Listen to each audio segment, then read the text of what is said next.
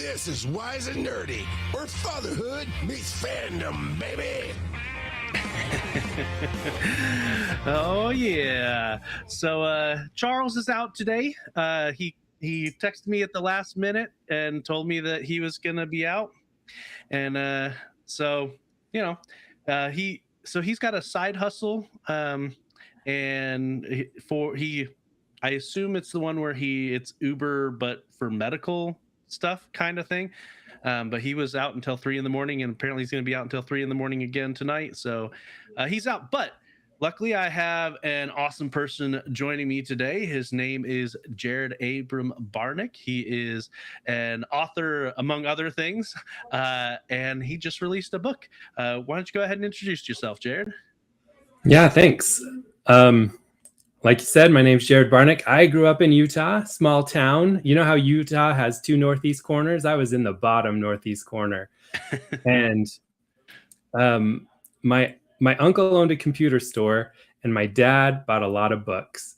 And those two things probably have had some of the biggest influences on my life. So my day job is a software engineer, and my hobby is publishing fiction novels.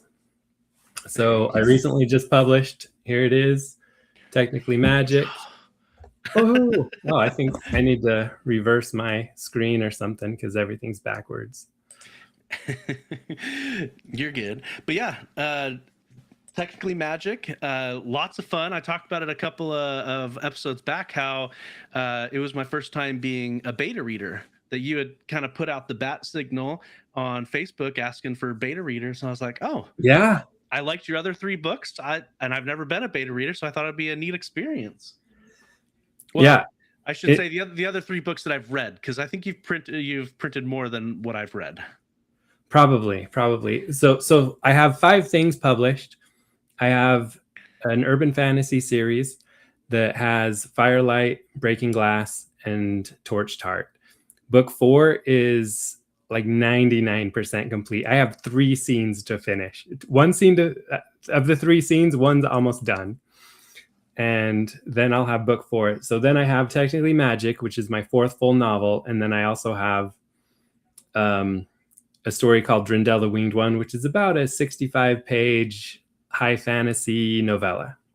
Oh, okay. So that's the one I haven't read then, is the novella. Yeah. So... It's short. You can read it in like right before bed one night, or 2 nights if you only read 30 pages a night, depending on. We've got some trolls here in the chat. Claire Neal says, "Size in Spanish, I join." And then my wife says, "Yay, excited for a fun show."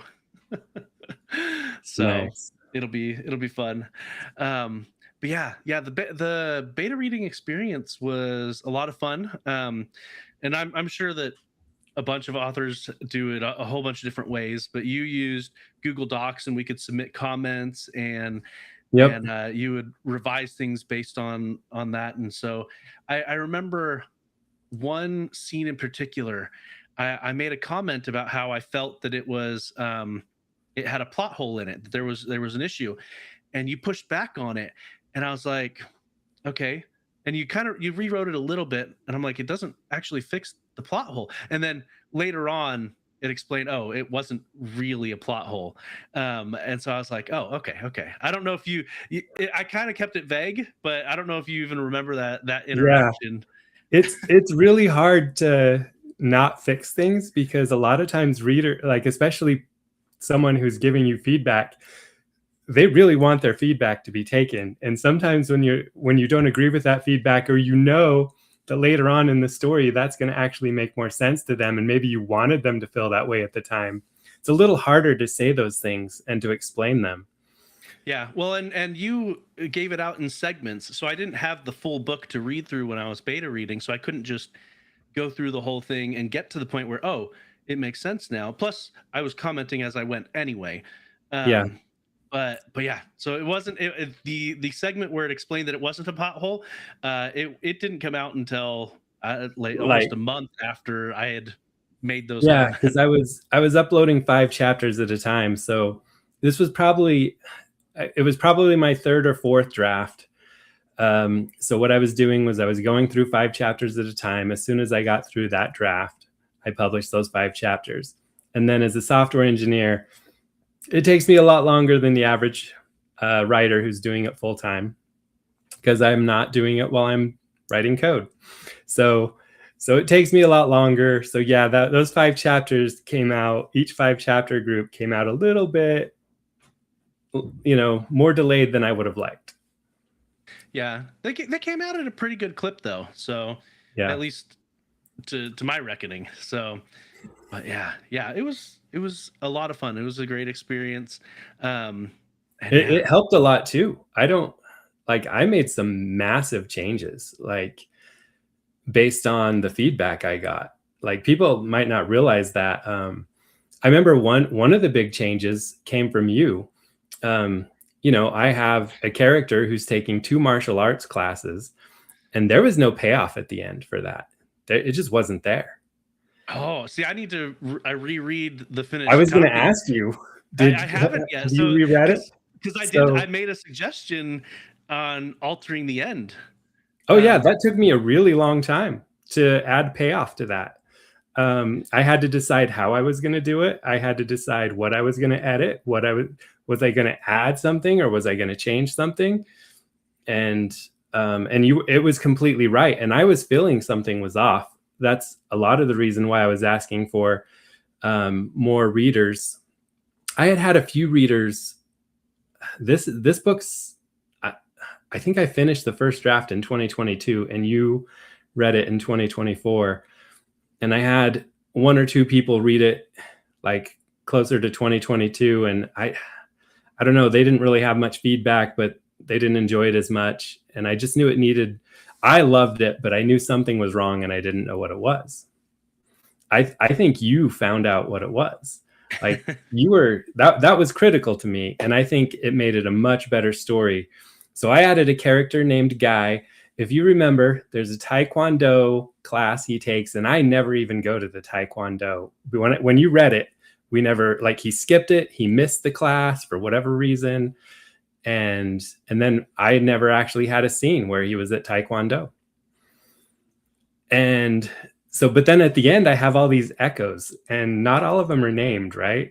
Yeah. And so that was some of the other things I did, is I took those military contractors at the end, those mercenaries, and I kind of linked them to people in the novel a little bit better. Oh, okay. And then one of them became this person named Guy, and Guy is basically the guy who runs the dojo, the sensei. He runs the Taekwondo dojo, and he's like this 6'4" military guy, doesn't speak a lick of anything, doesn't even like being, like the whole martial arts thing. He just doesn't do it.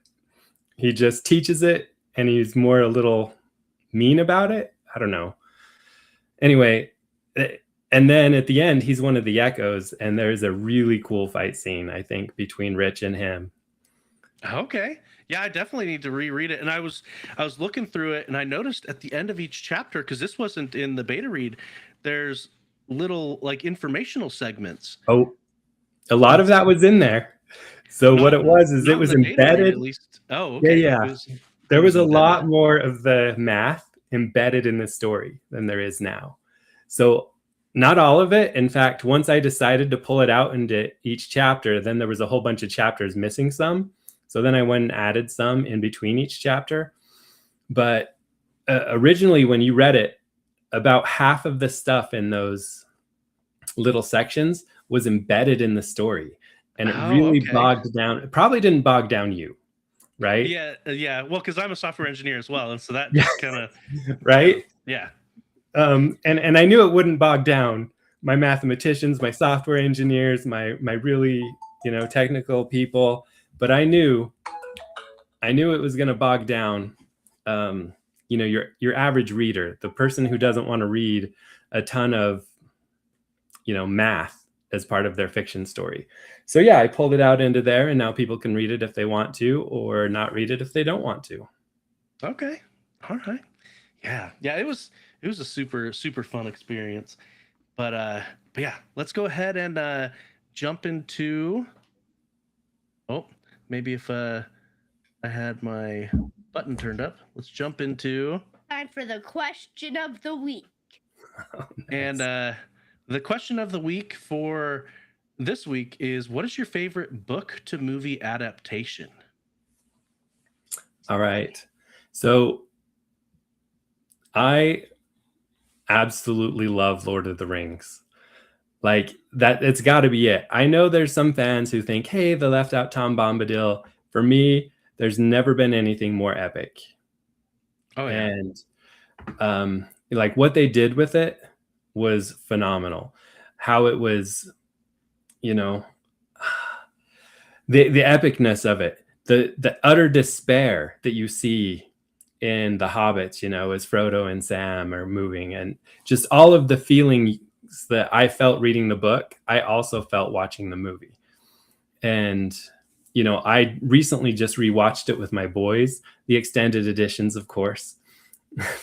The 3.5 hour each, you know, extended editions. My boys are now, you know, 18, 15, 11, and then I have a daughter who's 9. So, you know, it was mostly just the 18 and 15-year-old. I haven't rewatched them. It was about 1.5 years ago. So Jackson was 9.5. I don't know if he's ready for all 3 of them. They're a little violent, but now he is. But at 9.5, I didn't think he was. But I mean, what was done in those movies was amazing. Yeah. Well, and it was only this past year where I watched it with my kids, and we got to The Hobbit, because you know, obviously the original trilogy is way better than the Hobbit trilogy. That's undisputed. But we got to The Hobbit, and we were again watching the extended versions because, you know, that's what you do. You watch the extended ones. And I didn't realize until we were going to watch it with our kids, the third Hobbit movie, the extended version, the extended cut, is actually rated R. It's not PG-13 like all the other 5 movies. Oh, I didn't notice that. Yeah. And I've looked online to kind of see why people think that it's rated R, and the fighting scenes are a bit more than previously. It shows decapitations and things like that. Yeah. So it just nudged it just above that PG-13 rating. Yeah. But I was a little bit shocked at that. When I saw this, okay, first Lord of the Rings movie, right? Fellowship of the Ring, and we're near at the end, and he just like gets impaled and he pulls himself forward, you know, to fight. Do you remember that scene? I thought that was really close to making it rated R. That was, I mean, it was fine for me, but like as you look at the younger generation, like the younger kids, and when they would be ready for that, I felt like that might have been just a little much for PG-13. Now, granted, I'm from Utah, where everybody likes to watch not everybody, but a huge portion of the population likes to keep things really toned down. So, you know, that felt like a lot for a lot of people. Oh yeah. Yeah. My mom had a bunch of, back when they were in business, I think it was Clean Flicks, would edit movies and burn them. And they ended up going under because what they were doing was illegal. But they had a plan to get around it. Their idea was they sold you the original movie, and then they had a second business that edited it, but they just had the disc pre-edited to sell to you. And that was really what got them, I think, is they weren't really doing what they said they were doing. Yeah. The one company that I think is still around is there's one that makes a Blu-ray player that has filters on it. And so you put the actual DVD in or Blu-ray in, and it filters it as it goes. It's better than that now. You can do it with all your live streams. There's a company called VidAngel, and just subscribe to it, VidAngel, and it literally will just skip. So all it's doing is skipping the stream. So there's no illegalness to it. It just skips portions of the stream. Yep. Yeah, and that's how they get around it. They're not infringing on any copyright. It's great.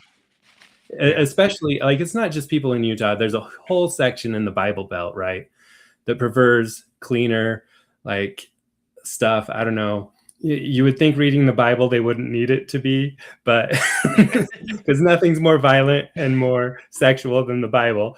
but especially the Old if the Testament. Bible was made into a movie, it would definitely. I mean, they Yeah. did why the Passion of the Christ. It was rated R, but Yep. yeah. Yeah, lots of things. Claire Deal says Clean Flicks drove me insane. I remember one instance, and I can't remember what the company that made the Blu-ray was, but my in-laws had it, and they were very particular about how they would have it set up. But they were watching a movie, and there was a scene that was cut, and they couldn't figure out which of their filters was cutting it, and so they tried a whole bunch of different things, and it was the first Transformers movie. Right. There's a scene where their dog comes out and pees on I think it's Bumblebee on one of the Transformers, and it was getting cut out. Not that scene was crucial or anything. They were just there's my mother-in-law in the chat. Clearplay was the company, and they were trying to figure out what was cutting that out, and so they ended up turning everything off, all of the filters off, and it was still cut out. And so it had some glitches in the system where some things weren't categorized correctly and whatnot. But it was a really neat idea, because you could go in and you could state how strict you wanted the filter to be on various topics. So like blasphemy, you could have that cranked to different levels, and language and sexuality and all. They had a whole bunch of different things, and so it was a really neat idea, and it had some issues here and there, and I assume that the newer versions of that, assuming that the company is still around, can connect directly to the internet to update the filters, because before you had to pull out your thumbstick, go to your computer, and update it periodically to have the most updated filters and whatnot. Now they're both online, and they're just both auto updated, right? You're actually streaming through that company, and it's a lot. Like, you go to VidAngel, you can actually see what it's going to cut out, and it'll give you a detailed list of everything. Like, that wouldn't even have been a problem. You would have been able to find in that list the scene where a dog pees on, and you would have been able to check that or uncheck that. Oh man. Yeah, it's a neat thing. But anyway, book to movie adaptations. Yes. We do have a speak pipe. Let's see what that says. Hi, I'm Bob, and for the question of the week, what is your favorite book to movie adaptation? I'm gonna say Percy Jackson. I'm almost done with the book series, and it's been pretty good. Also, the series is better than the movie. Whoever's mad at me, I don't care. I'm correct. Well, as Jebediah says, I am correct. Yep. Yeah. So that it's pretty good, especially the series. The movie took a lot of liberties that are very different from the book, but the series is a lot more faithful, and it has been pretty good. I have the movie of Percy Jackson on par with the movie of Aragon, down in the bottom of the barrel where it should be. Never watched again and ignored. Now, I will say I did watch the first season of Percy Jackson that came out last year. Loved it. I think I love everything about it. It was definitely, I mean, there was one plot point that I think they lost just from casting, but it wasn't a problem at all. The only plot point they lost was, normally blondes are dumb, and so the idea that you had Annabeth being blonde and not dumb was kind of cool. That plot point was lost because they made a casting where she was blonde, but the character, the actress, is amazing.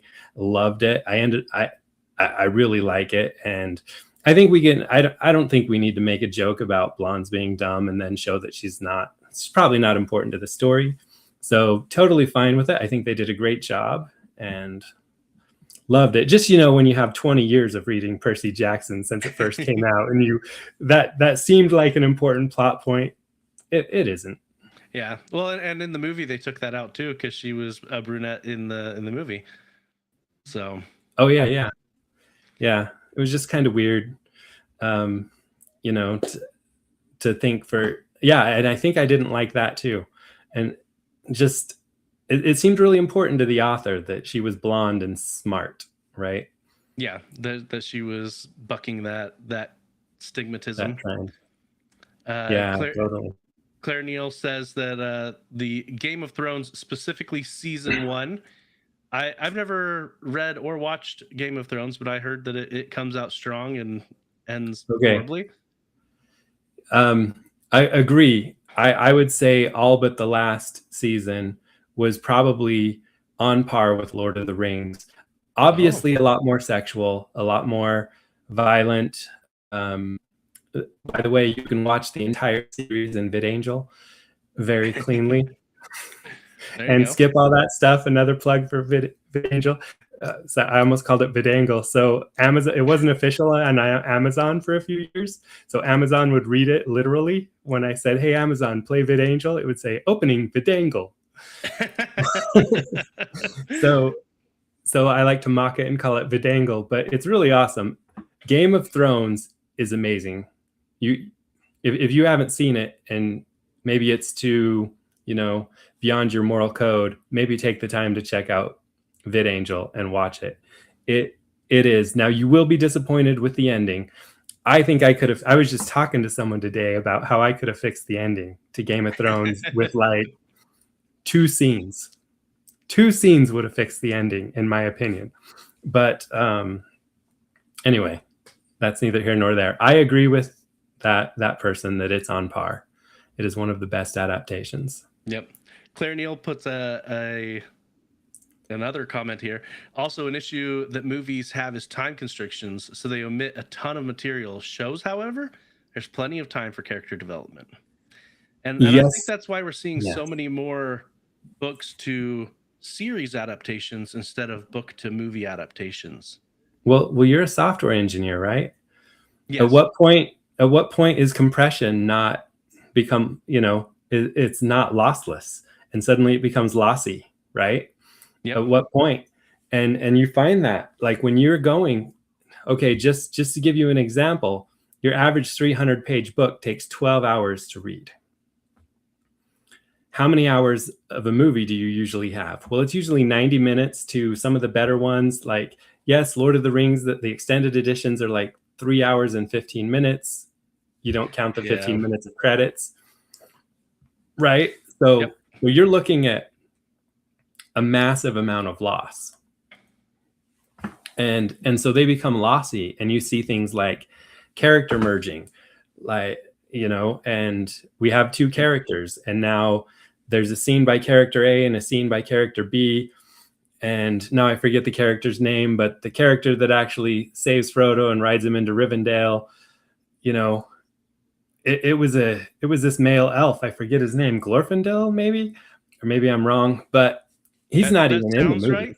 But, he's not even in the movies. And so it ends up being, and now my brain's broken. Arwen, yes. It ends up being Arwen. They did that character merge, right? So character merging happens. Scene merging, a lot of times they'll take a scene that means A and a scene that has a meaning of B, and they'll try and make one scene where you can get both A and B derived from it. So you do all these things, and it makes it really hard. Yeah. Brandon Sanderson's been talking a lot on his YouTube channel about that with his experience, because he's working on Mistborn, specifically Mistborn right now, but he's also going to be working on some of the rest of the Cosmere for the series. He's talking about how he's going to have to do a lot of that merging, but he has openly said he's going to have to change a lot, and he recognizes that's just how adaptations work. But he's hoping to still convey the same messages and feel. And that's what he's going for, rather than strict line by line adaptation. Well, and he saw how bad they did with Wheel of Time season 1 and 2, right? Yeah. Absolutely butchered it, massacred it. It's not good. It wasn't well done. and he doesn't want that. So I think he shopped around, and as you've been watching his podcast, right, you're seeing how they shopped around. They looked, and he's going with was it Apple? Yeah, Apple is who offered him a lot of control. My guess is it's that lot of control, right? As you look at Mistborn, you're going to find, plenty of violence, very little sex, and if you were to go to Amazon, they're going to want it to be TVMA. They'd probably try and force in, just like they did with Wheel of Time, a bunch of sex that has nothing to do with the plot, that actually made the story worse, not better. Now, I'm not saying that, like, even for people who like sex, it probably didn't make it better, because it was like blocking the plot. It was shoehorned in. It felt forced. It felt like it just didn't belong, right? So, because it wasn't part of the story, it just didn't belong. And he's going to try and make sure none of that goes in. I'm not sure how much control he's going to have over that, but you're going to find this pretty violent and really great story about all of this. And now I forgot the word, but the metallurgy stuff going on, right? Oh yeah. And it's been quite a lot of years since I've read those. Let's see. He came out with Mistborn. That was the late 2000s, I think. So something like that. Yeah. I feel like it's been almost 20 years now that it's 2026 since I read them, but it might be only like 18 or so. I'll have to look exactly when the third Mistborn came out. Yeah. But I read it when the third one released. I just went and read all three. And it's been a while. I do remember thinking they were phenomenal. I remember feeling a little bogged down in the third one, and I felt like he was really weak with relationships between men and women. Yeah. That's actually one thing about your books that I have always found amazing, is your interpersonal relations are so well written and realistic, and you don't rush to fix any issues in relationships. It feels very earned in your books. Whereas I've seen a lot of other authors where they have issues in this chapter, and by the next chapter it's already we're good. Whereas yours, it's some people will say slow, but I think it's very earned, that progression. Yeah. So it's, to be honest, that's one of my favorite parts of your books, is the interpersonal relationships. Yeah. Everybody's got strengths and weaknesses, right? Like, I'm pretty sure I don't world build anywhere near as well as Brandon, right? But I do think I write better relationships. Although I got to tell you, I read one of his series lately, the Starsight series. Skyward. Oh, Skyward okay. series. And still, there wasn't like the most amazing, and especially between like romantic relationships, it wasn't amazing, but it was the best I think I've ever seen. I remember reading Stillheart, and the main character and this girl got together, and I thought, this was not built up. It was not like, there is no way these two like each other this much. You're just telling us they do. It didn't build up. It was a complete failure. But in Skyward, there's the main character and then this other guy who ends up being a leader, and they end up together, and it feels like there's passion between them. It feels like there's actual, like, all of the things real humans feel, love, lust, desire, want, and yet also the desire to pull away. Am I not good enough for them? I felt like you can see that he has improved throughout the years. And yep. And just so everyone knows, he's a far better writer than me. Just because I pick on one little thing that I might think I do better than him doesn't mean I'm not saying that he's not amazing and awesome. Well, and what's amazing about, because he is a phenomenal author, it's also just the pace. He puts out quality after quality is so fast. And Gloria Neal has here, I like Wax and Wane. They're in the sequel Mistborn series. Yes. And Wax and Wane are awesome. And you can definitely see how much Brandon Sanderson has improved in his interpersonal relations between the first Mistborn series and the second Mistborn series. And yeah, it's definitely night and day. I suppose I haven't actually said said mine. I love Lord of the Rings as well, but since you've already taken that, I'm gonna go with the first Harry Potter book. That was almost shot by shot. I mean, they had a few things that they left out, but there wasn't a whole lot that they left out. One thing my wife mentioned, which is true, they left Peeves out of Harry Potter, out of the whole thing, and so movie watchers are going to have no idea who Peeves is. But in the books, he was a comic relief poltergeist that popped up every now and again, and he didn't make a huge impact. So I do get why they pulled him out, especially for CGI budget reasons. But the scenes that he was in the book, it got you laughing so much. He was such a great comic relief, and especially in book 5, when he is opposing Umbridge. Oh yeah, that he's right there with the twins. You know, I loved it. But yeah, especially the first book, I think is the most faithful of the adaptations. But yeah, I agree, and I can tell you why. If you ever look at the books on your shelf, which one's the smallest? The first one. And so there was less they had to change, right? Yeah. You get to book 4, book 4's thick. Oh yeah. I think, is it book 5 that's the thickest, and then they taper off a little bit, but yeah, book 4 is the one that they messed up the most, in my opinion, because book 4 was my favorite. And so the amount that they messed up, that especially the maze at the end, I was just like, come on. Yeah. Book 4, I think they struggled in multiple ways, both in condensing it, character cutting out Dobby's help, you know, and making it, was it Neville, I think, ended up helping Harry with the gillyweed instead of Dobby. Just a few things that they changed really mattered. I don't know. But I would say that probably in all movies, this wasn't the question, what's the best character arc in all movies? Neville Longbottom, to me, is the best character arc of like anything that I've ever read. Like, he goes from the worst pile of a kid that just can't do anything right, although they did show signs where he stood up, like in book, you know, was it book 1 or book 2, where he stood up to his you know, the friends and tried to stop them from going out. And I think it was book 1, and they, you know, they had just lost 50 points each, like 150 points, and he stood up for him and tried to stop him. You saw that, and that was kind of a signal that, hey, this character is going to stand up.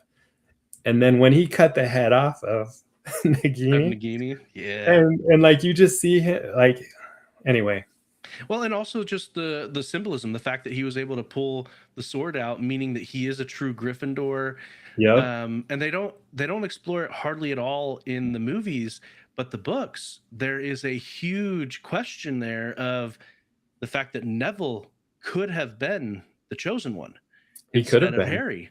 That everything lined up for him to have been the chosen one. And there's fans that have argued that he actually still is the chosen one, and it was never Harry. Because ultimately Neville is the one that facilitated Voldemort's end. He's the one that got all the students rallied around him at Hogwarts. He had so much as a facilitator to bring about the end of Voldemort. So yeah, it's Neville, he had a great arc, and the actor won puberty. Yes, he did. That did help in the actor, but even in the books, it felt very similar. Yeah, and it felt very earned too, because in book 5, his wand gets broken, and you find out that the wand that he had been using had been his dad's wand. And later on, you learned a lot more about wand lore and how the wand probably never recognized him as his full owner. So it still kind of worked for him, but it also explained why he struggled to do magic so much, and how after all of the practice in book 5 plus getting his own wand that chose him, it makes a lot of sense on why suddenly, oh no, Neville is actually Heck a force yeah. to be reckoned with. Yeah. So, but yeah, so good. All right, well, we've got a lot to cover, so let's go ahead and see where we're gonna go. Roll the dice of destiny. All right, let's go with number 4, which is Parliament of Pawpaws. the Parliament of Pawpaws. All right, so this one comes to us from the Am I the Buttface subreddit, from a redditor named Universe is Weird. Am I the buttface for anonymously criticizing a classmate's attempt to write a fantasy novel? Based on the title, probably, but let's Well, go it ahead and depends on the criticism. Are you just saying, are you just saying you can't do this, you're terrible? Then probably.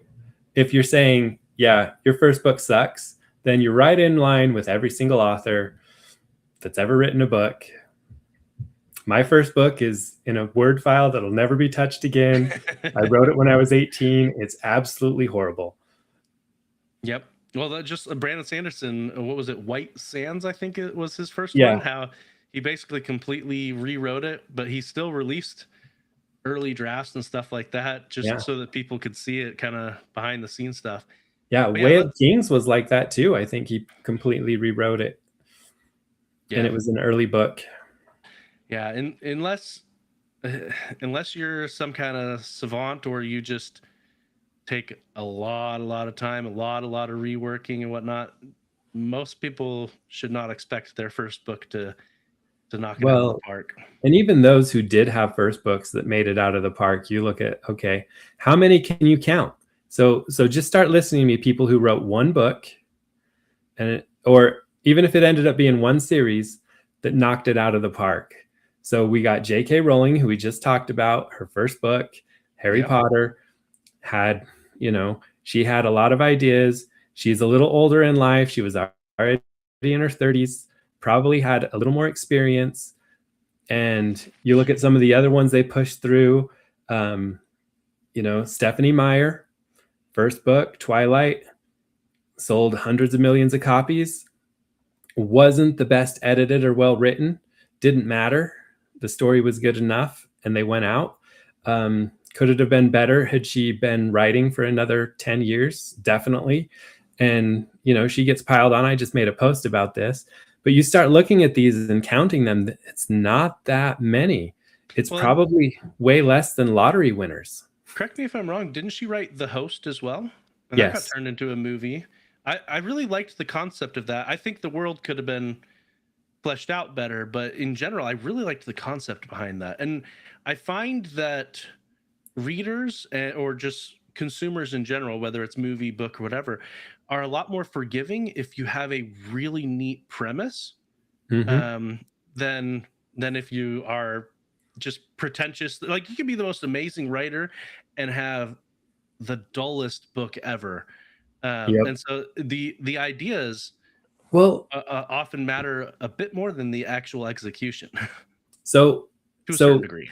A lot of people like to bash Stephanie, right? But instead of bashing her, what was the skill that made her books good? If you look at the Twilight series, it was the inner mental monologue, all the monologuing by the main character, right? Like, her inner mental monologuing was amazing. And then you go to Host, and the entire story is inner mental monologuing, like conversing between the host and the character, right? And those were her strengths, and that's what made those books good. And she is really good at that. Now, was she great at grammar and making your sentences awesome? No, but neither is Stephen King. And yet he tells amazing stories with sometimes the most rudimentary sentences. And that it doesn't matter that your sentences are basic or, plain. It matters that the good story gets out. Yep. But yeah, let's go ahead and see what the criticism here is. Then we can judge whether they are the butt face or not. So this person says, my classmate, and then in parentheses says, we aren't friends, is attempting to write a fantasy novel. Me, having read a lot of fantasy novels, decided to read it. Since he posts on a website, I decided to anonymously comment on his book, only to find it filled with grammatical error, not so good plot line. He adds meaningless things in the story to give it a more fantasy feel. His first language isn't English, neither is mine. But since we aren't close, I gave him a simple advice as to look at how to write a story online. He completely ignored it and continued to write more bad content. Unfortunately, he is striving to be an author and refuses to change his writing. So the second time he wrote, I was a bit harsh on the criticism. I feel like a butt face because the majority of his readers don't seem to care, and he thinks the way he writes is okay. P.S. He is writing it per chapter and posting it. So what do you think? Did he give an example of like what he's like? He gave some examples, right, where he said, "Hey, learn how to write," Yeah. and you're going to ask me a question later about that, right? How to become a self-published author. Yep. He's not doing the wrong thing. Just get your story out and write. So the number one most important thing to do is write. Learning is not number one. Writing's number one. He will learn, and he might learn by reading. He might learn by, some suggestions. I would just say, as long as he's given positive feedback like that, like telling him to learn, telling him, hey, the plot isn't good. Hey, this seemed forced. Because if you listen to what he was saying, he's like, he added things to make it more fantasy-like, but didn't work. That means you're like forcing the fantasy in. Whereas you read Brandon, it's part of the world. It's not forced in. It's just there. So he's definitely seeing valid things that's going to help this guy become a better author in the future. And as long as he's doing it not in a "you suck, don't write again" way, it's probably going to make him a better author. Yeah. It definitely depends on how the criticism was written, because this is I don't know how much you do anime or web novels or light novels or anything like that. Yep. But there was a little while there where I was reading web novels, and one of those web novels I have gone on to then read the light novel, and how this person does it. And my understanding is a lot of authors in especially Japan and stuff like this will go this route as well, where they write the web novel and they release it similar to how this person was. Well, they'll release a chunk at a time, a chapter at a time. Mm-hmm. But it's their rough draft that they're just putting out there for people to review. Yeah. And then they will refine it and rework it into what is later gets published as the light novel or the manga or whatever they're aiming for. And so, like, for instance, one of the ones that I had read, the web novel, and I'm in the process of reading the light novel, is Rise of the Shield Hero, which also has an anime and a manga, which I've watched the anime. I have not read the manga. And I finished the web novel, and it felt very unpolished, but I also went into it recognizing that it was more of a rough draft. Mm-hmm. And so reading the light novel after the fact, I'm like, okay, so this is where they polished it up. They made some adjustments. They took out a scene that in the web novel, I was like, that is way too much. And it's gonna, like, if it got released in published format, there would have been pitchforks, to be completely blunt. It was a very controversial scene. And so I'm not surprised that it got taken out for the light novel, because it was way too much. It was a very, very graphic and controversial death is what it would have been. Not that the character themselves they needed to be, but not in that way. And so to me, that's how this feels, is that they're releasing it chapter by chapter as a rough draft. And criticism is fine, but there's a difference between constructive criticism and just being a troll.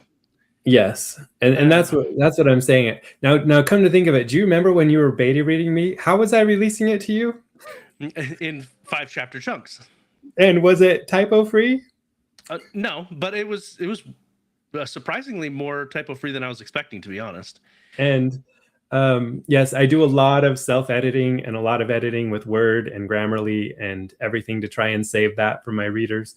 But at the same time, you know, it had massive problems, and it had plot holes, it had issues, it had lack of payoff.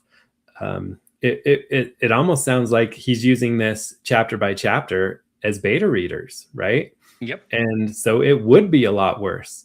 And some good constructive feedback is, hey, learn about the plot, learn about like, instead of giving feedback, hey, learn about plot, maybe tell him to read a couple, you know, important things that tell you how to structure plot. Like, hey, have you read, you know, just like the most basic one is the Save the Cat beat sheet. I don't know if you guys have heard of that, but there's lots of structure to writing a novel. We can get into that later, but and massive amounts of ways people do it.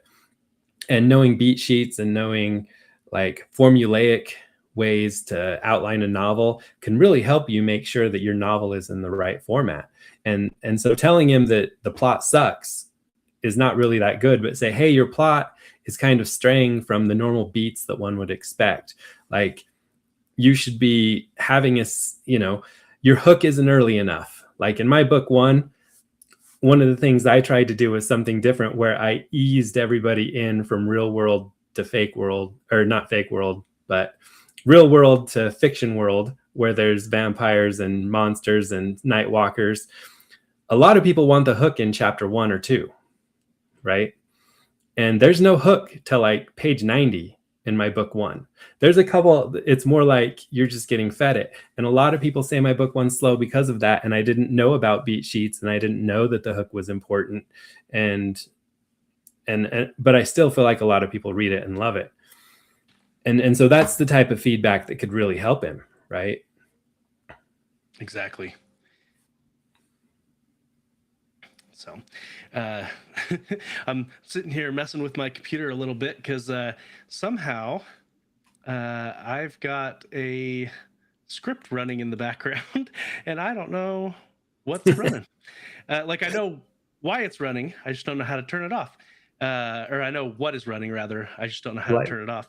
But that's okay. No. So I guess we're going to go on a little tangent.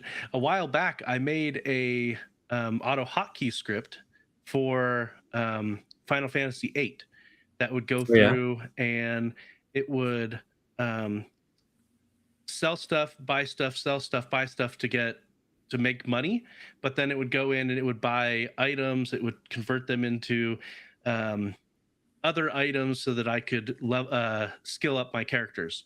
And so the auto hotkey somehow got triggered, and so it is currently, if I go into any kind of text field, it is continuously tossing out letters. So to try and type stuff up. Yeah. So, but yeah, no. So for this guy though, you know, software developers, that's something that can happen to them. Your average person is like, what? You wrote something to play a game for you? Well, so with Final Fantasy, it takes a lot of time and a lot of repetition, but you can get to the point where you can generate a net positive in money consistently. And again, you can skill up your characters. It's slow and it takes forever, but you get to that point. And so I would turn it on and let it run overnight, and my characters would gain, you know, a couple hundred stat points. A lot of fun. But yeah, so all in all, with this, back to the actual story, I think it really depends on how he was criticizing. And I think the thing that gets me the most is that the second time he wrote the criticism, he said that he was especially harsh. Yeah. and I don't think that any of the little tidbits along the way were invalid. I think they appeared to have been valid criticisms along the way. But Yeah. it all we're not getting an example of what the actual criticism was. And the Reddit as a whole deemed him the butt face, but it had a lot of mixture of comments on whether or not he was the butt face. I would say he probably wasn't until he was harsh. Yes, I think that is. I agree with that as well. So we are going to deem him not the butt face initially until he was harsh. Yes. So, all right, let's go ahead and see where we're going to go next. Roll that dice. All right, it's unanimous. It's a 3, which is How do I? which this is the how do I that you had referenced. Goes right along with what we were talking about. How does this guy write a novel? Yep. How do I get started as an indie author? You know what? You're just going to open up Word and you're going to pound out a novel and you're going to be J.K. Rowling. It's just going to happen. Exactly. No, definitely not. Okay. So my writing process has evolved. Like how I wrote initially is not how I write now. And I would say that I lied to myself for quite a while. I thought, so there's 2 writing styles that really get talked about, and one's called a plotter or a pantser. Now, what it means by plotting is you know what the story is going to be, you outline it, you know what scenes you're going to have, you start figuring out the payoff while you're outlining it, and you end up building what you can see will be a good novel, and you know before you even start writing it, it's going to be great. All right? So that's a plotter. A pantser just opens up Word and just lets the ideas flow. And there are famous authors that write both ways. So Brandon Sanderson, we've talked about, is a plotter. He Very much so. knows exactly what he's going to do.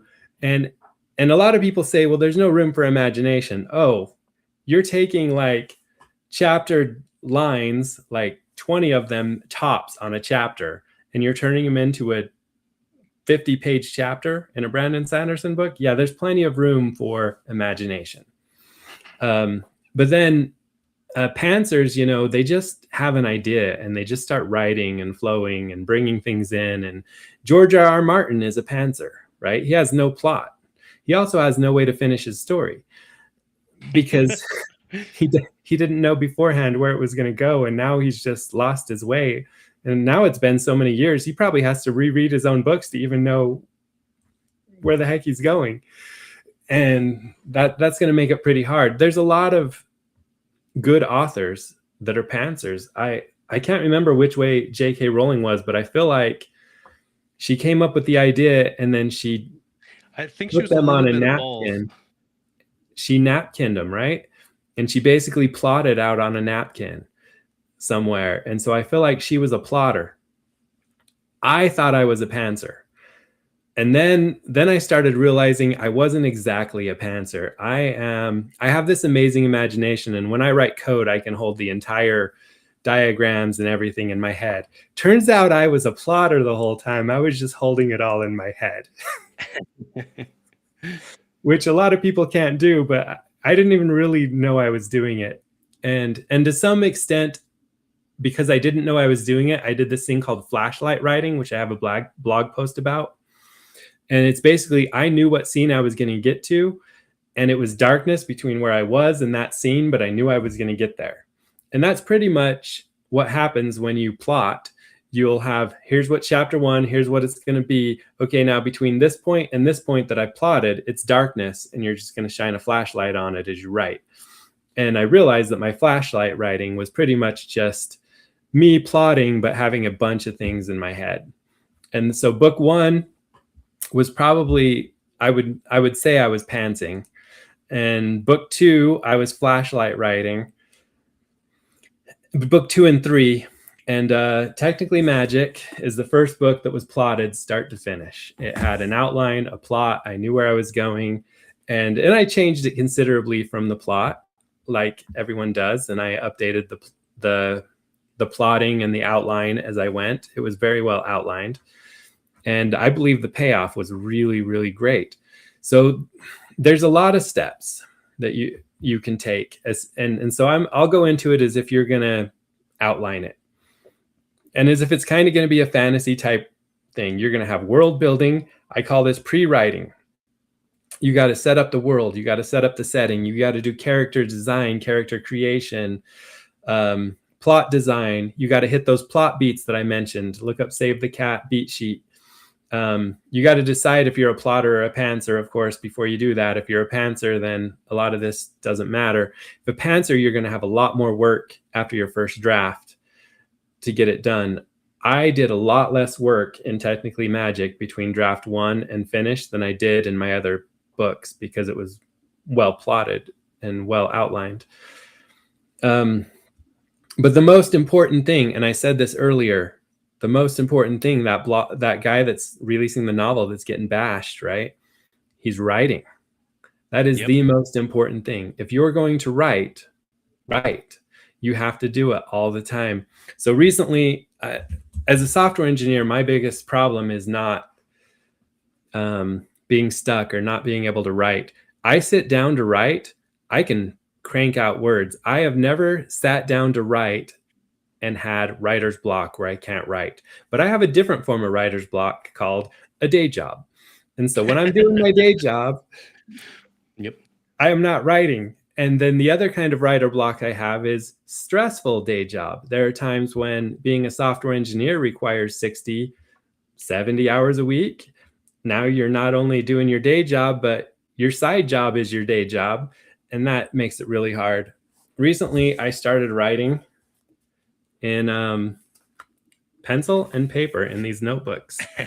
And it's so much, it's better for me. I'm getting a lot more writing done because I can always have this little notebook with me all the time.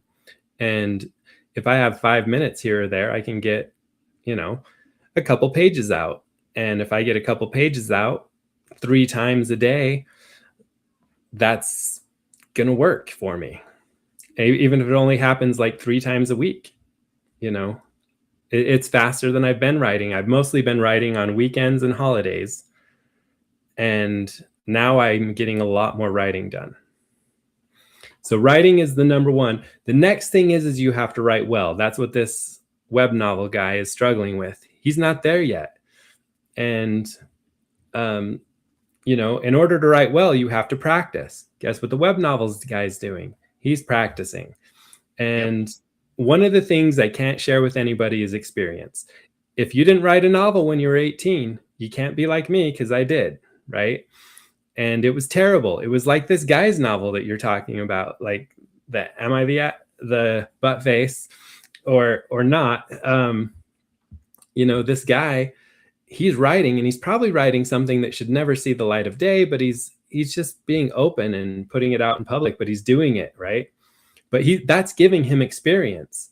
And even the bad feedback is giving him experience. So on top of writing a novel when I was 18, I had a class at BYU. This class is currently taught by Brandon Satterson, but at the time I took it from David Wolverton, who's also David Farland as a pen name. There was also I think I took 5 sci-fi and fantasy classes at BYU. It's like the only college where you can have that many.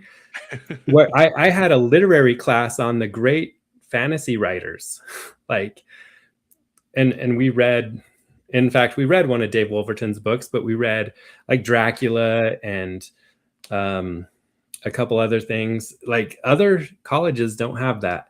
And then BYU has this magazine called Leading Edge Magazine, where you basically publish sci-fi and fantasy short stories. And I spent 2 years reading slush to find out what's good and what's not. I can't give that experience to other people. And then all of my writing time, even when for a while I was a tech blogger. So from 2007, I stopped writing fiction and I started writing blog posts about code. on my rias.com website. And I mean, I haven't published much there, and I'll publish something once in a while on there, but blogging's not really in anymore. So, I mean, I don't really do that, but there was quite a lot of years of tech blogging and writing manuals and doing things that turned out helped me as a writer, even though it wasn't the same thing. It was still writing. And then the last thing is now you've written a book, now the work starts. It's as much work to publish it and get it out. You got to have alpha and beta readers, which you were my beta reader. Then you got to do development editing, cut editing, copy editing, formatting, proofreaders. And after you get it edited, and then they give you feedback and you make changes, then you got to get your changes edited. And it just becomes this loop. And then you got to publish it everywhere. You got to learn how to make a paperback, a hardback. And one of the things I don't have yet is audio, but I have, ebook, paperback, hardback, and I'm spending a little more time on audio, and I just keep getting better at everything. So it's a big process. And like I had a whole semester class on just writing well. You can't get that in a podcast. Yep. Yeah. Well, and I've heard, I don't have any experience with it, but I've heard it is quite the ordeal to get it formatted correctly for the different formats. So for like the Kindle versus published and things like that, sometimes there's my understanding is there's some overlap there, but that formatting can be a skill in and of itself that you need to figure out. Yes, I do have a trick. Both my paperbacks and my hardbacks are the exact same size. Turns out there's only one line of difference in them, and that is the ISBN. So I just post paperback ISBN, hardback ISBN, ebook ISBN right in there. And my interior for my hardback and my paperback are identical. Okay. That saves me a ton of work. And then also for the ebook, a lot of that stuff stays identical. I don't have to have a separate copyright page with a different ISBN because I just list it. Hardback ISBN, paperback ISBN, ebook ISBN. 3 lines, or have 3 separate documents and constantly having to be messing with them. Yeah, I would definitely go with a simpler route. Just put them all in there. Yeah. Yeah, that's a trick that I still don't see most authors doing. As far as I know, I'm the only one. Everyone else I know seems to have different paperback and hardbacks. Yeah, because you end up with the different serial number. Well, the ISBN, there's different serial numbers for each one. But yeah, just put them all in there. That makes a lot of sense. Put them all in there. And so the ebook's really hard, especially with Technically Magic, because I had a lot more tables and graphs in the in between chapters where I do the rich on, something mathematical essays. Those took me more than probably all 4 books put together, making the ebook of every other part. Okay. Yeah, it'd be crazy. So you talked about how you used Grammarly and Word, but I did notice you had an official editor. Did you pay someone to edit, or did you get someone as a volunteer? Yeah. So and I think I saw there was a paralegal was your editor, right? For this one, yes. So for my fantasy series, it was Sarah Byland. She's an amazing editor. For Technically Magic, I have a paralegal, Heidi Elder. She is actually my aunt, and she is basically edits for legal documents all the time. And this was a little more mathematical, a little more technical. And I thought, her skills editing a little bit more of technical documents would lend to editing this better. And it had less fantasy elements. There was still a lot of sci-fi, but there wasn't like magic and vampires and nightwalkers and creatures and which so I'm going to keep my editor Sarah Byland for book 4 and 5 of my other series, but I thought this one I thought she would do a really great job, and she did. So Heidi Elder was just amazing. So is that the plan for Trinity of the Mind, is to be 5 books total, or? Yes. Yeah. It's always been a 5-book series. I've always had it 5 in my head. Okay. And I think I asked you this at one point, but these two take place in the same universe, right? Isn't that what you told me? Yes. Or Yeah, that everything's real world. So in both of these stories. So there was at one point a comment about a Jeek in Technically Magic. I don't know where it went. It's not there anymore. So maybe I'll have to put it back in a revision. and But there was for those who are unfamiliar with the term geek that you coined, it is a Yes. jock and a geek combined. Yeah, so it's right here on the back of my book. You can just see Jake Part is a jock, part geek. part jock, part geek. So yeah, this is my urban fantasy series. Takes place in the Salt Lake Valley, where a 16 or 17-year-old boy blows up a monster with a magic missile. That was the idea. That was the idea that started it all. I want to blow up a monster with a magic missile in real life. That was the idea that started it all. So love it. And lots of fun. It is a ton of fun. All right, well, let's go ahead and see where we're going next. That dice. Oh, roll. I didn't go down to the. There we go. We got a 3 and a 5. We're done the 3, so let's go with the 5. Time for a commercial break. So where can people find you and find your books? All right, so my website is jabrambarneck.com. And so that basically links you to all of them. All my books are on Amazon, of course. If you do want a signed copy, though, you got to go to jabrambarneck.com. And then you can go there. There's a shopping cart, and you can click and order a signed copy. I'll see the order on PayPal and then ship it to you. And so it's going to take longer because I have to see the order. Then I have to go get a book, sign it, drive it down to the, when I'm off of work. So it's not going to be like Amazon, we're going to ship it to you and have it there in 24 hours. It's probably going to be 24 hours before I pull it out of my box and sign it. And then I'm going to ship it to you. So it'll be slow, and I'm going to ship using the cheapest, slowest method, which is, if you go to, there's a media mail through the USPS. That's the cheapest way to ship books. So if you just want it fast, just go to Amazon, buy it. I make less, but you'll get it tomorrow. There you go. So. Whereas the media mail is 7 to 14 days? Yeah, it could be. I think you got, I sent you a copy, and I think it only took like 4 or 5. Yeah, it was pretty quick when I got that. Yeah. So, yeah, I've got the Trinity of Mind series up on my bookshelf behind me, and the second one, I always forget what it's called because I have a I have one of the first editions where it's got a misprint where the spine doesn't actually have the name on it. Yeah. So that. Yeah. There you go. I should get you one with the name on it, but. That's right. Breaking Glass. Breaking Glass. So yes, so I'm really close to the 4th one. I don't have a working title. I have one idea for the title, but I don't want to share it yet. But I have one idea. It would be a deviation. All my other titles are based off a spell that happened in the book. Firelight's a spell. Breaking Glass is a spell. Torch Tart is a spell.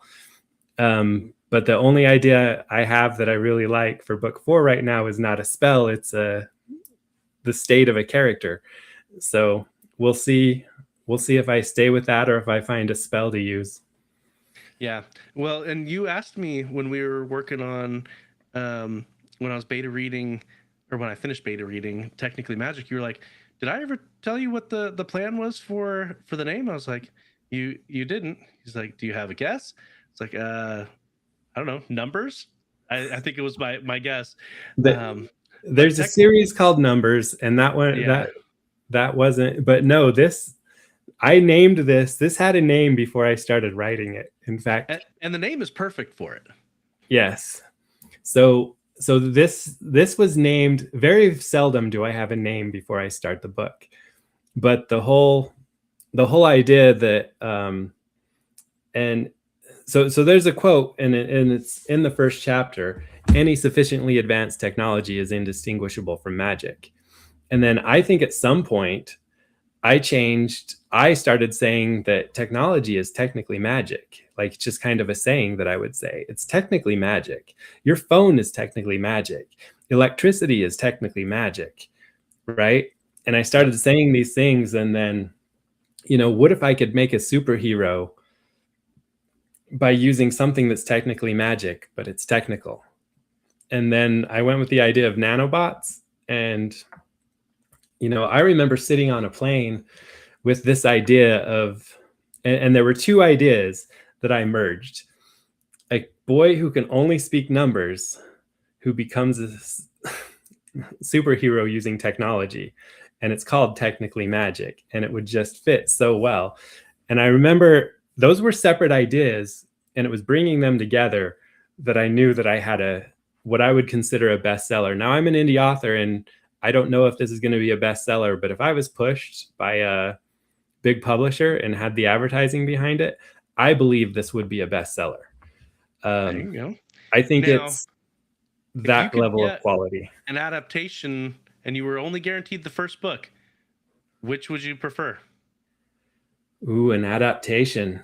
If you could greenlight just one, would you do Firelight or Technically Magic? Probably Technically Magic. Okay. So the two reasons is, one, we've talked about experience. It's my fourth book. It's a little better. Also, it's going to reach more people. So urban fantasy is going to reach a lot. Fantasy is more mainstream now than it was. When I was what I call myself the first geek, sitting on the football bus, reading my giant thick fantasy novel because I lived in the small town, and our football trips were 3-hour rides. Everywhere we played football, it was a 3-hour bus ride just to get there. And I'd be reading my, whatever it was at the time, Short of Shannara or David Eddings, all of these different cool fantasy books. And, I just loved them. And, I would get mocked. And nowadays people don't really mock you for liking fantasy. It's not that way anymore. So probably Firelight would make a good first series. If someone came and said, hey, which do you want to make a TV series? I would say Firelight. But if you wanted to make a movie, I would say Technically Magic. Okay. Now, my series would definitely be TVMA for Technically Magic, because while there's no sex, there is some significant nakedness, right? There's a lot of nakedness. Like in the first book, they fight bad guys naked. In the second book, they fight naked bad guys. And then in the third book, Kendra makes a joke because she didn't get naked. Yeah. So for Firelight, because you had said Technically Magic, I was like, I don't remember a whole lot of nakedness. Oh yeah. No, there's nothing in Technically Magic. If I said the wrong one, Technically Magic is clean. So it can go down to any age. There's nothing in it. And I think Firelight is clean. But there is what I call non-sexual nudity, where just at the end, it makes sense. They use their clothes to convert it to magic, right? And once your clothes disappear, you're naked. But it wasn't really about, being gratuitous or anything. They also use their hair. And so they're bald. So it's not like I'm trying to make them attractive and have a sexy moment or something. It's just... it also reveals a lot about the backstory of Alexis that we weren't aware about. And, so there's some of that. There's a lot of plot in it, and it was a lot of fun. Plus there's a little bit of a slap to just kind of some cultural things in Utah where everybody's a freak about nakedness. Like, non-sexual nudity is not that big of a deal. You get naked in the shower, you get naked in front of a doctor.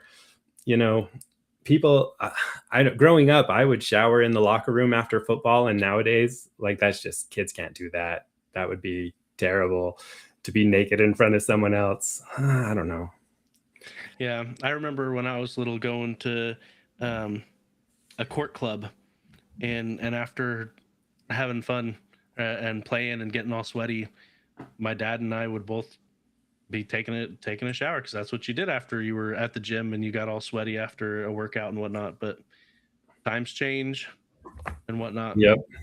So, but yeah, both the series is good. And I wanted to ask, do you have a number in mind for how many books Technically Magic is going to be? I don't. I know that I have some ideas that I'm not happy with, and so I don't have book 2 plotted, if there is a book 2. And so there's a chance it could end up being standalone if I can't come up with a good idea. Now I have some ideas on what I could do, where I could go with it. Do I bring, the characters back together? Do they stay apart? Do I have, not to give anyone, because it ends on a fairly big cliffhanger, really.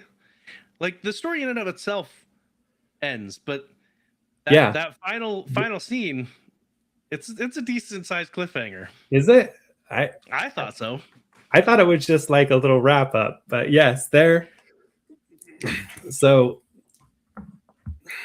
I don't want to give any spoilers. It's spoiler time.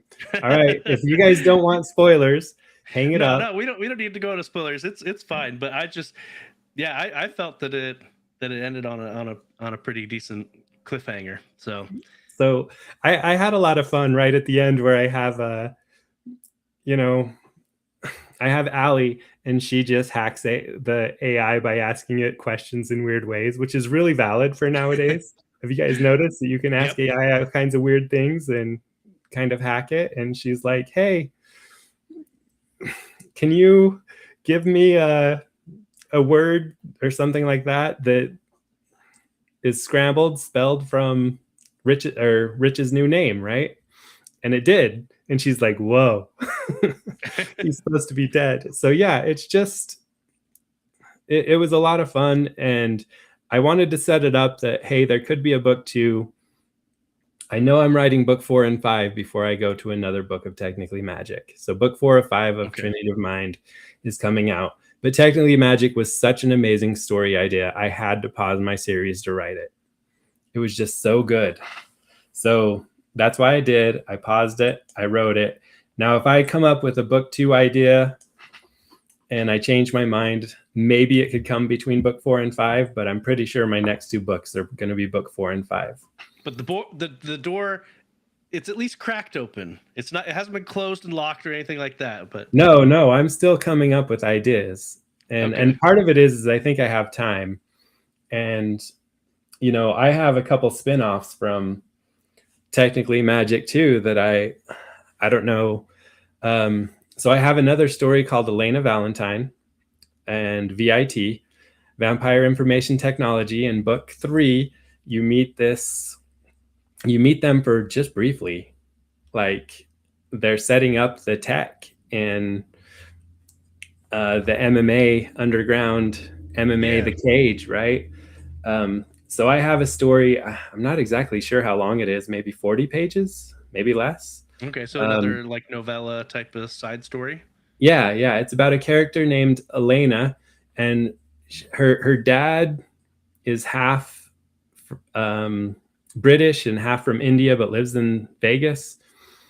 Her grandma was half that or something like that. But anyway, so she's got this last name from India, and it's PHUK. Got it. And it's supposed to be pronounced Fook, like fluke, but without the L. But everybody pronounces it wrong. So the story starts out with her changing her name to Elena Valentine. And then that's not the only thing that changes that night. In celebration,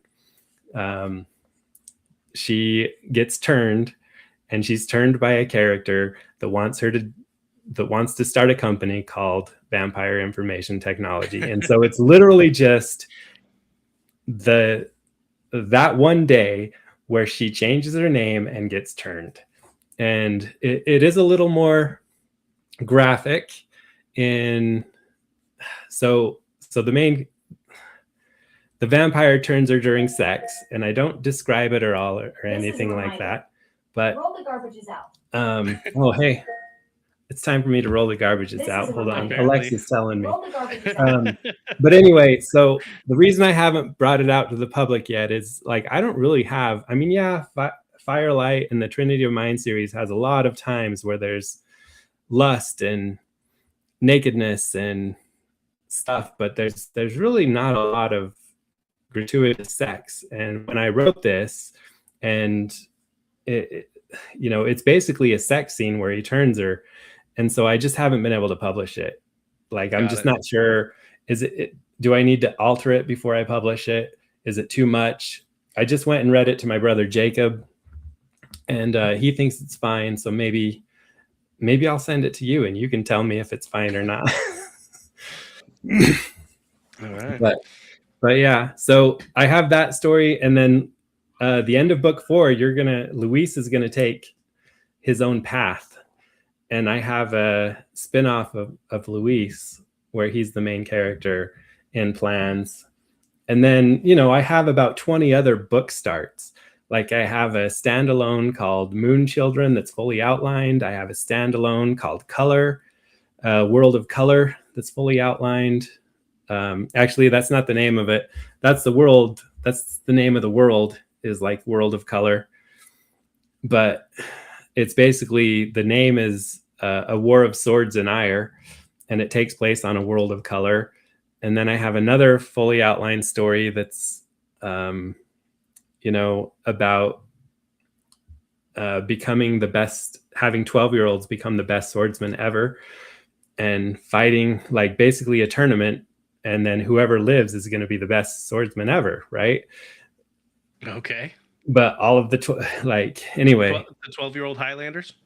Yeah, pretty much. Except for they're not, they don't live forever. It's basically just, hey, if we get a whole bunch of kids are most susceptible to learn at 12 years old, and so if we get a whole bunch of the best swordsmen and they fight and die, one of them's going to have survival bias, right? And because of that experience, they're going to have all that experience. They're probably going to become the type of fighter that can't be beat.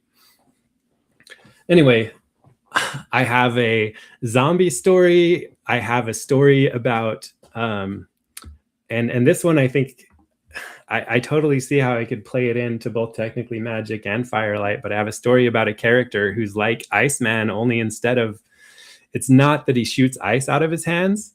Okay. It's that he's a battery and he can suck energy out of everything. And the reason things freeze is he takes their energy. And then you've heard of the term familiar, right? Yeah. You're the type of person that can be familiar with a wizard who needs lots of energy, and you can provide that energy. And if you're a battery, you can be a familiar and give them unlimited amounts of energy. I have 2 chapters written of that. I have a ton of things started. It's just, what am I going to do after book 5 of Trinity of Mind? So you got a bunch of little seedlings, as it yes. were. Okay. All right. Well, so I guess for us, for Wise and Nerdy, you can head on over to wiseandnerdy.com/calldad to get your voice on the show, just like my son did, answering the question of the week. You can also head on over to wiseandnerdy.com/allowance, which will redirect you to our Patreon page if you wanted to toss us some money if you were so inclined. But yeah, let's go ahead and actually, you know what? We're not going to roll. Normally I would roll here, but we're going to go ahead and jump over to some bad dad jokes. And my son, he called in some bad dad jokes. Let's see what he's got. Okay. Hi, I'm Bob, and for the Groans with Charles section, I got a few jokes. What happens to a Lego minifigure when it dies? It rests in pieces. What do you do if someone doesn't like your Lego jokes? Block them. What did the elf say to the orc after the orc stole his Lego? I'm Legoless. Those are a few bad Bob jokes. See you next week for some more groans with Charles. I like it when he keeps them themed. That is funny. Those are That good. is funny. So Uh, so do you know the joke, why is 6 afraid of 7? Because 7, 8, 9. yeah. My son was like, well, then why is 10 scared? Why? Because he's in the middle of 9/11. Oh no. Like my son just pulled that off on me the other day. Like I had no idea. I'd never heard it before. But do you know why 7, 8, 9? I don't know why 7, 8, 9. Because he was told to get 3 squared meals a day. Oh man. Oh, that's classic. That's classic. So anyway, yeah, my wife's been pretty stressed. I told her that she should embrace her mistakes, and she gave me a hug. She gotcha. Oh man. Why did the math book look so sad? Because it had too many problems. I don't know. Oh, I put some terrible jokes in the back of my pie book. I don't know if you saw them. I saw some of them. Yeah, the different nanobot ones. Yeah. Nanobot Dad Jokes by Mark White.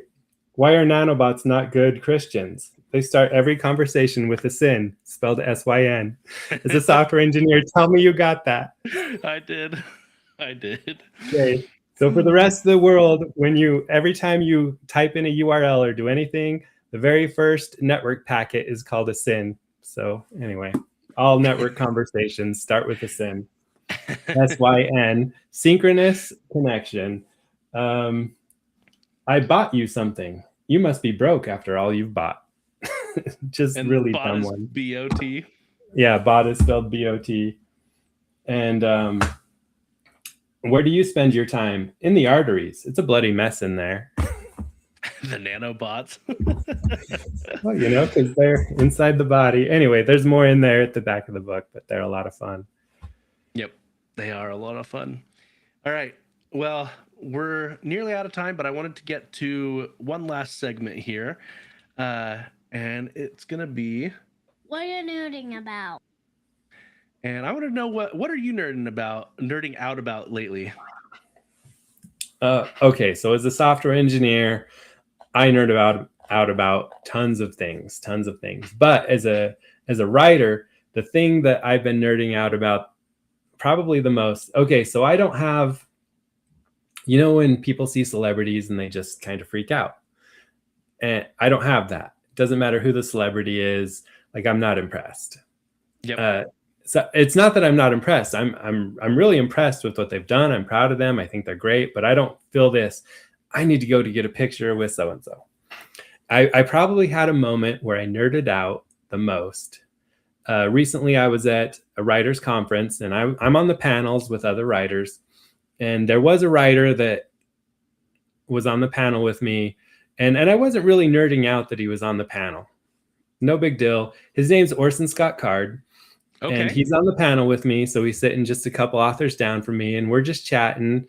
And I wasn't nerding out, but it's 7 minutes till the panel starts, and the audience is already full, sitting there just anxiously waiting. So I like to do this thing called authors promoting other authors. So I look around. The only other author besides me who had books in front of them, and I mean, Orson Scott Card didn't need books in front of him because he's Orson Scott Card. But some of us, we like to show off. Hey, I'm about to have my fourth novel, and so I had 4 hardbacks in front of me. But then to my left, Laura Palmer had, her book. So I pick up the back of her book and I start reading it to the audience. I'm like, hey, audience. We're going to do authors supporting other authors, everybody. And I read Laura Palmer's back of the book. It's a, pirate romance of some sort. And, just promoted her and told everybody, hey, if you like this type of book, check out Laura Palmer. And I thought that would be the end of it because nobody on the right had any books. So I sat down and, the audience was all excited listening. And then all of a sudden, Orson Scott Card goes, let me read the back of your book to the audience. So there were audience members who recorded this for me, and Laura Palmer whipped out her phone and recorded it for me. So I have multiple views of Orson Scott Card reading the back of Firelight. And so if you go to jabrambarneck.com or to my, or sorry, not jabrambarneck.com, but to @jabrambarneck on Facebook, you can probably find where the video where Orson Scott Card reads the back of my book to the audience. Just totally had me nerding out. That is awesome. For those who don't know, Orson Scott Card wrote Ender's Game, and that's probably the thing he's most known for.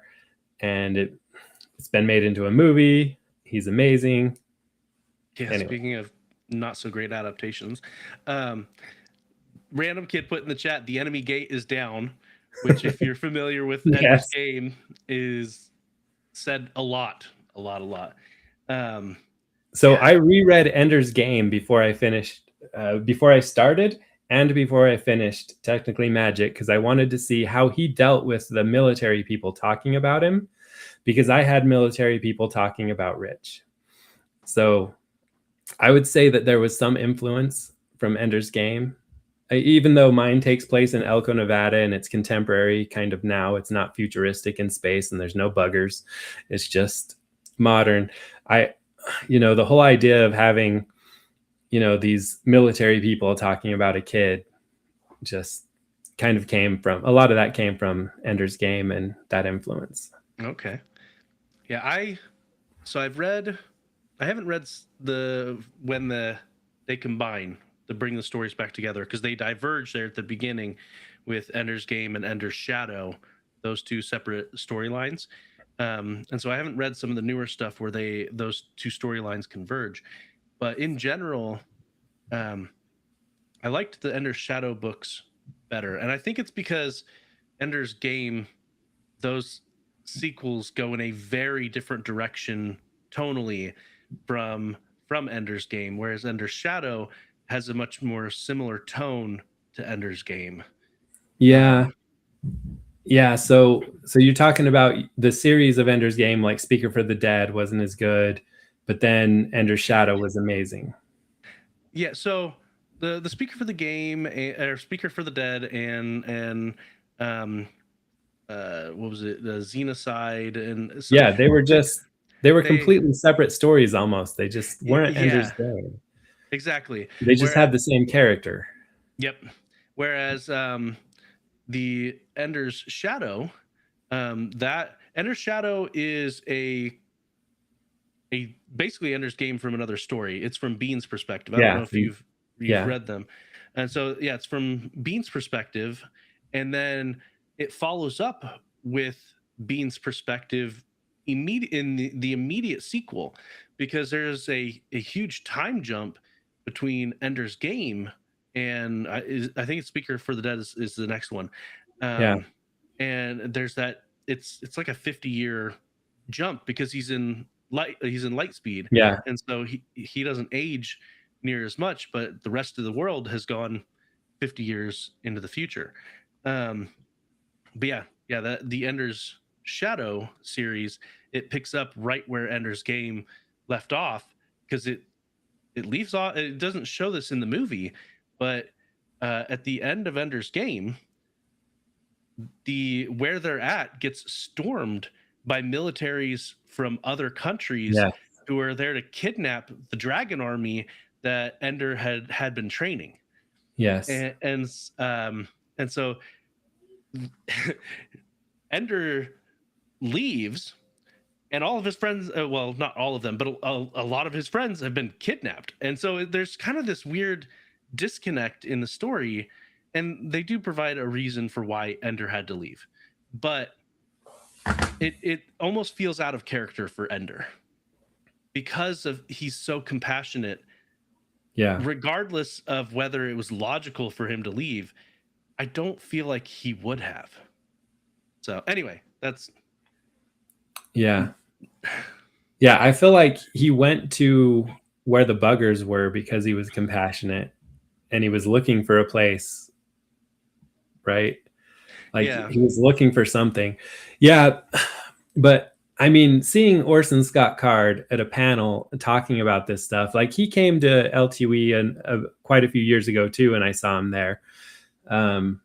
So this was the second time I'd seen him.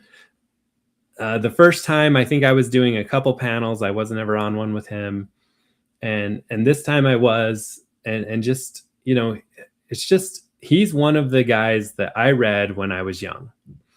So, like, for example, Brandon Sanderson, the first time I met him was at Leading Edge.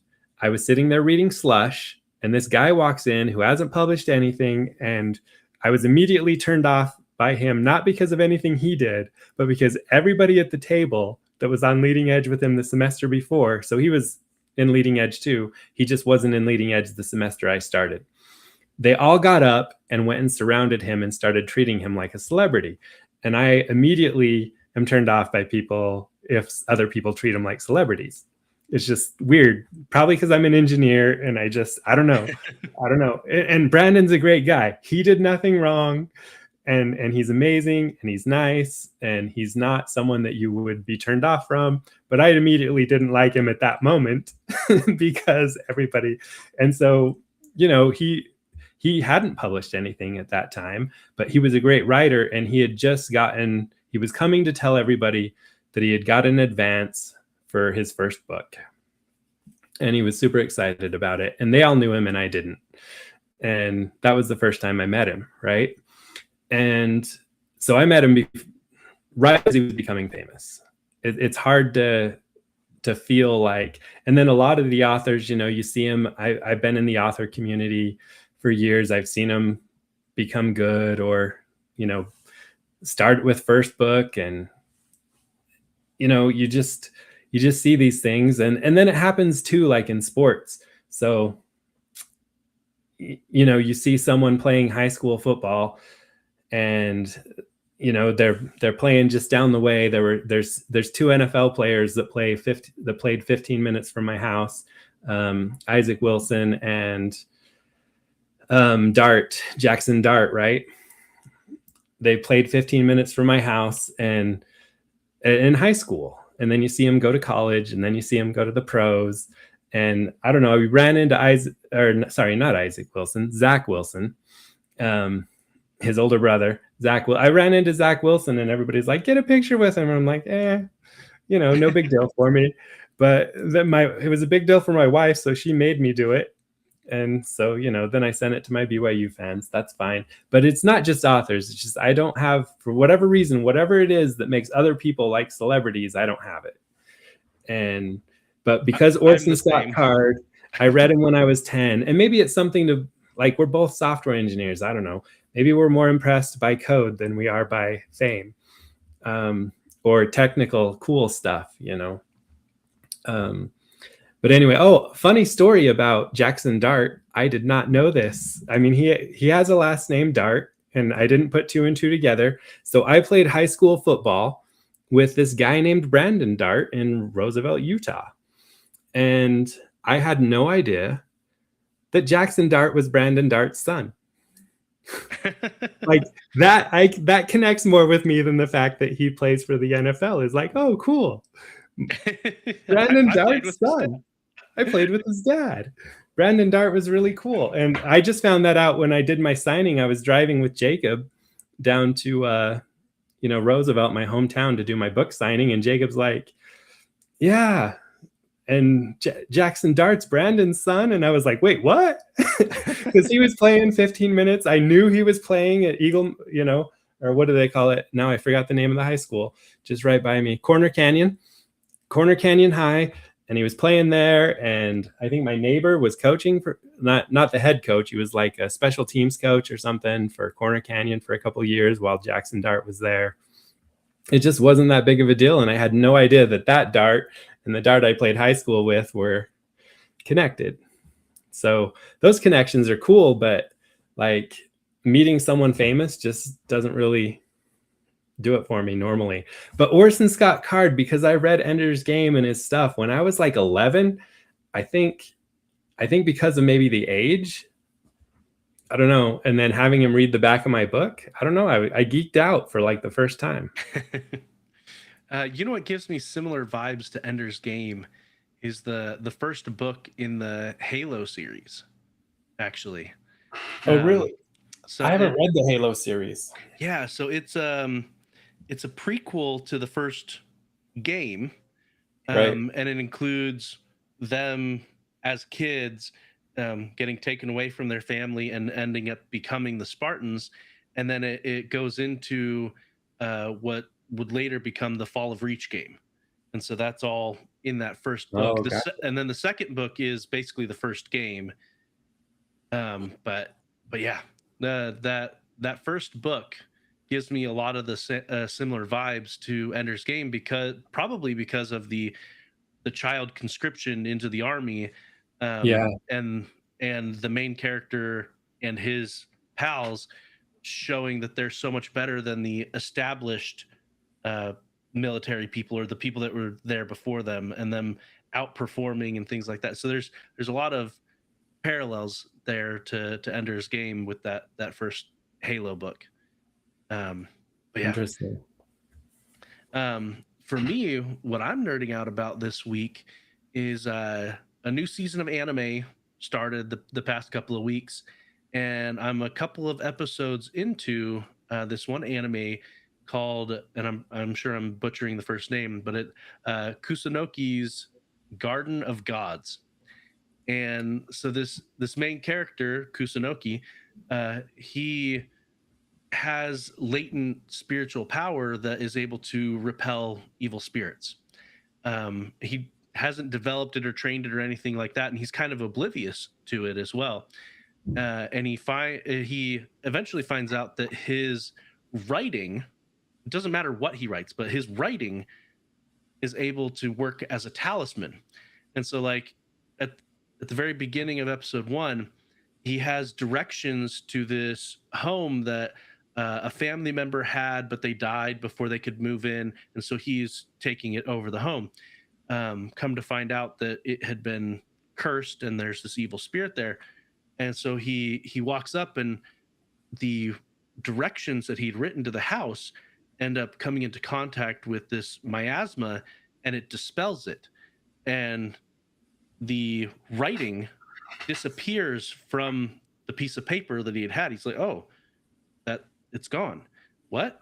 And so he dispels it, and then a gust takes away the paper, and it hadn't completely erased it. There were still little scribbles, and the paper ends up flying off to a nearby mountain and dispels some more miasma that's on this mountain god's shrine that's up in the mountains that people used to visit, but it's a little dilapidated.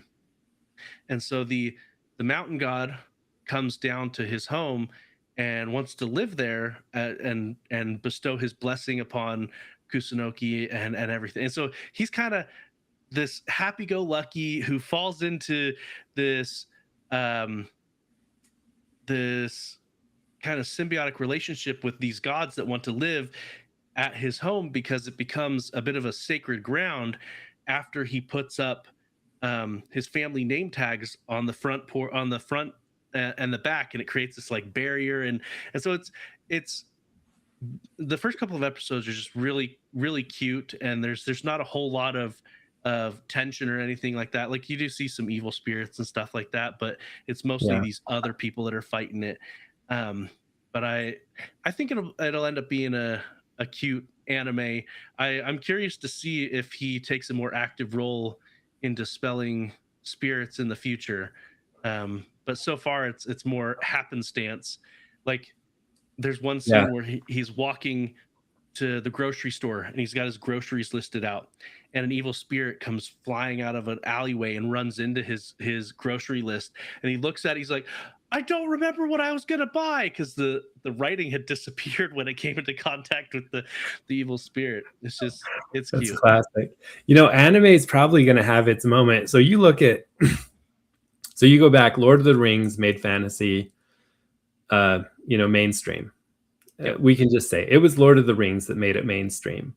Everybody watched, and the reason people loved Game of Thrones and it had such a following is because it was the next cool fantasy, and it was all the kids who grew up watching the Lord of the Rings movies suddenly were getting now an adult Lord of the Rings type maybe Yeah. more adult than some of us wanted. But I think if you start paying attention, you're starting to see anime get a lot of that. So we've had some really good animation things that I don't know that you would call it anime, but there's a couple things coming out. Some of them are pretty violent. For example, Invincible, anime, Okay. pretty violent, but it's getting pretty mainstream, right? And then you have Arcane came out, and oh my gosh, Arcane was phenomenal. Did you watch that? Oh yeah, it was very good. And so both of those are kind of more for the general public. And while they're not anime per se, they're basically just the same thing, just done, a little differently. And then like now K-pop Demon Hunters just pops out and it's a phenomenon, right? And it's anime, and they even do the popcorn coming out of their mouth for a second. These things that were anime, and every mom and daughter in the world is now watching anime, whether they realize it or not. K-pop Demon Hunters is anime. And you're starting to see that this is having its moment, just like fantasy and superheroes. Because when I was growing up, if you read superheroes or fantasy, you were a nerd. You were not cool. It didn't matter that you also played football and looked at that stuff on the bus. I'd get mocked on the bus by my football friends when they'd see me reading my giant fantasy books. I didn't really have any comic books, not because I didn't want them, just because there was nowhere in Roosevelt to buy them. And so I probably would have loved to have more comics and stuff. And I think there were comics that I'd check out, and I think there was a handful of them in our school elementary library, and I think I read them all, and then there was no more left. So, but things like that, I was a geek because I loved those things, even though I played a lot of sports. And so I think now the rest of the world is realizing that this stuff is cool. Being an author is cool. Having an imagination is cool. And sometimes the only medium that will work for your movie is animation, right? Yep.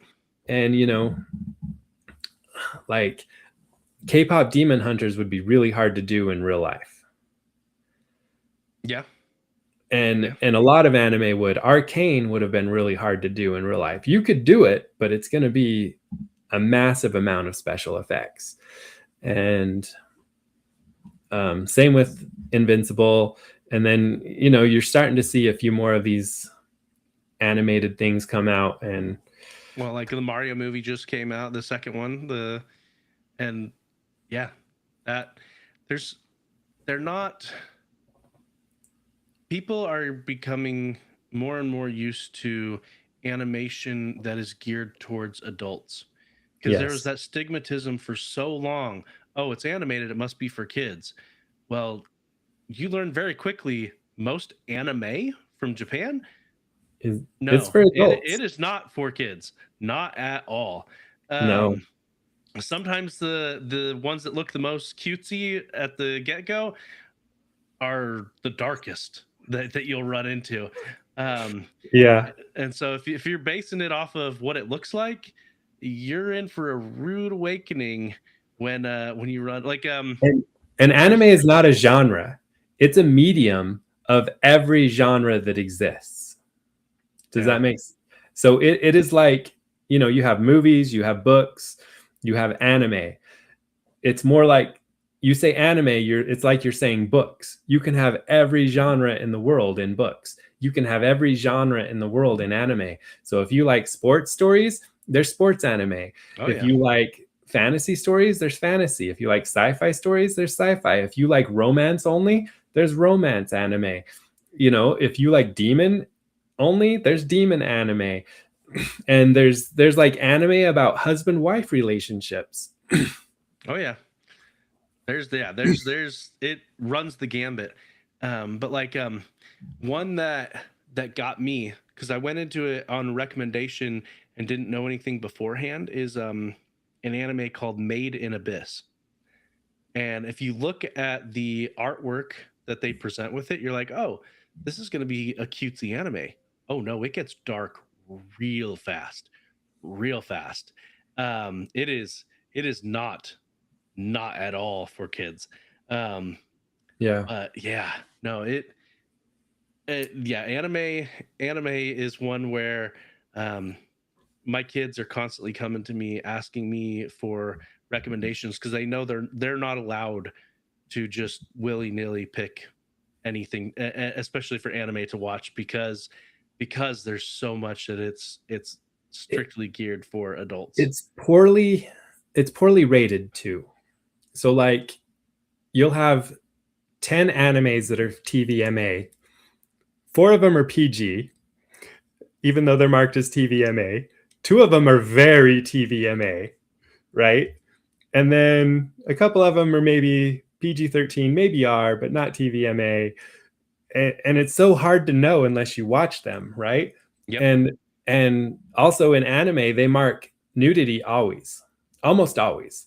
Like, oh yeah, there's some where I'm like, where was the nudity? Because the reason they mark it is if they show a bare back, if they show, like, if someone's wearing one of those shirts that shows a hint of side boob or something, or just a little immodest, shows cleavage, that's nudity in some of the rating systems. And so you can't trust that either. Like, my son Aiden really loves anime, and like everyone he watches says there's nudity, but I know that there's not nudity in some of them because I've watched them. And so then I'm like, okay, you can watch this one. And then, and if you're not going to preview it, bare minimum, I would consult IMDb Parents Guide. Yeah. Because you can look on there and it'll tell you, okay, this is how much nudity there is. This is how much swearing there is. This is how much violence and gore. And so I use the IMDb Parents Guide a fair bit sometimes even for stuff that I've watched, but it's been a long time. I'm like, okay, was there some of this in it? I don't remember. And so sometimes I'll use it on stuff that I've already seen, but it's been a while and I need to remind myself exactly what was in those anime. But so yeah, I had a coworker in 2002-ish that was really into anime, and this is back where we still had to hand out DVDs and stuff for people who don't realize that, right? There was no streaming in 2002. So I remember he gave me these DVDs, like, you got to watch this anime. It's the best anime ever. And this is like a 28-year-old dude and I can't remember. Sorry, I can't remember if he was, from Japan or Korea. It was one of the two. I feel like it was Japan, but I could be wrong. Anyway, so I take these CDs home and I go put them in, and like the entire story was about middle school girls. And they were scantily dressed, but there was no like it wasn't gratuitous. And like some anime will like make like really focus on the fact that you can slightly see up their skirt, and you got to turn those ones off, right? This one didn't have that. It was just really short skirts, but it wasn't really about that. But it was enough to turn me off, and I couldn't really watch it. But it was all about these middle school girls and their relationships. And this 28-year-old dude thought it was the best anime ever. Yep. Yeah. Anime runs the gambit. It definitely does. But let's see. This is coming to me from my sister. I didn't remember the Dragon Ball Z old guy being so pervy. My young mind must have peeped his comments back in the day. Yeah. So my sister and I, one of the first animes that we ever watched was Dragon Ball Z, and they actually toned down some of the innuendo in Dragon Ball Z versus Dragon Ball. I've never actually finished Dragon Ball, but yeah, no, Master Roshi, he's definitely a bit pervy and out there. But yeah, it's definitely, when it comes to anime, talk to people who have watched it, consult IMDb Parents Guide. Japan's culture is different, right? Like, that's where they get their porn, is through anime. Like, they're not really big into natural, like real live stuff, right? So it's it's a different culture there. It's very weird. Well, and even just stuff that's culturally acceptable there, even outside of that, Oh like yeah. anime will often have public bathing scenes in it. Oh yeah. Where it's water level is up at the chest level and Not stuff like always, that, and but not, yes. and so yeah, it just different things that are culturally acceptable there are very different in the West, and it takes some getting used to If you watch enough anime, Yeah. you're going to see naked girls in a bathhouse in a show that has no other nudity, no other sexuality, and they'll act like it's completely fine. You're Yep. right. Yep. And it'll be like, and it's just not expected to be a problem because it's not in their culture. Yep. So yeah, and I've learned you've always got to be careful about what you say. Okay, this is exactly how it is in Japan versus this is how it's just portrayed in the animation. Yes. And you find that here in American culture as well. But once something's been there enough, you're like, okay, I need to look into that and see if that's actually a thing or if it's just a thing that's done on shows. Like, for instance, I was watching some slice of life anime, and several different times in these romance animes, it's talked about how in Japan, Valentine's Day is only where women or girls give chocolates to boys. It's not the other way around. And so I looked up why that is, because it's portrayed over and over in anime when I've seen it. And come to find out, it was actually a marketing that was poorly translated when it came from another country to Japan, where it basically implied that that's how it was for Valentine's Day. It was always the girl giving the chocolate to the boy, and so they've got their own thing. I think it's in March. It's like a month later, called White Day, where it's reversed, where the guy is then giving the chocolates to the girl. And so yeah, just these different cultural things that are portrayed, and it's been a lot of fun. But anyway, this has been an awesome conversation. We have talked super long, but we're going to go ahead and get out of here.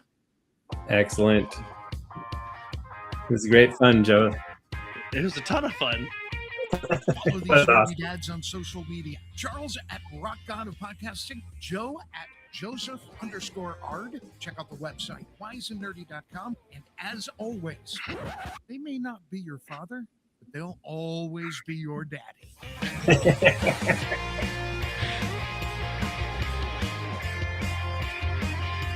I had a lot of fun. Oh yeah.